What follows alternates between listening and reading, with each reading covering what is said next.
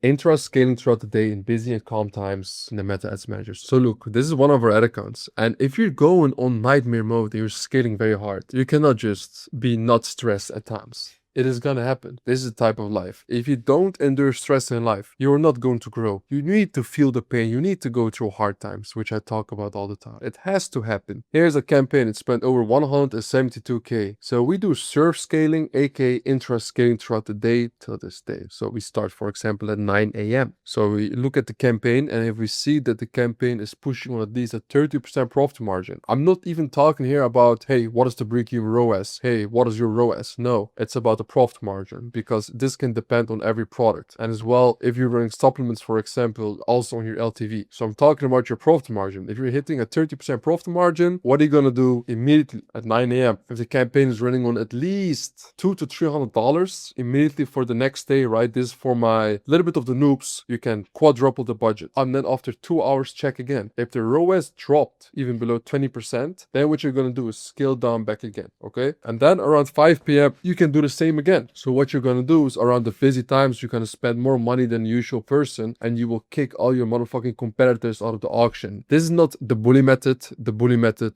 was more about like bid caps and cost caps, I believe. We're not going to discuss that in this video. We just do regular CBOs. So once again, how do we test? CBO always $50 for ad sets, engage shoppers, road aka no interest targeting, online shopping, and a stack. So the best 6 to 7 best interests related to a product when we go with it. The average ROAS 2.36, but I can tell you obviously we make in the backend also way more money. So one really important thing, of course, guys, make sure you have upsells, right? We use a lot of upsells, after sale, proper email marketing with ecom flows. On this campaign, I can tell you we made a lot of money. And this is also because of intra scaling. Because the issue, especially in US, is that you're gonna have sometimes some days where for 2 or 3 days your ROAS has dropped. You're making a little bit of less money. But when you see, for example, one day again, oh, the ROAS is going better in the morning as well, especially like the morning run US time, boom, immediately quadruple the budget, do surf scaling, kick your competitors out of the auction. Because when you do it long enough and you are even being okay with breaking even for 1 or 2 weeks sometimes on campaigns, which happens, I'll tell you.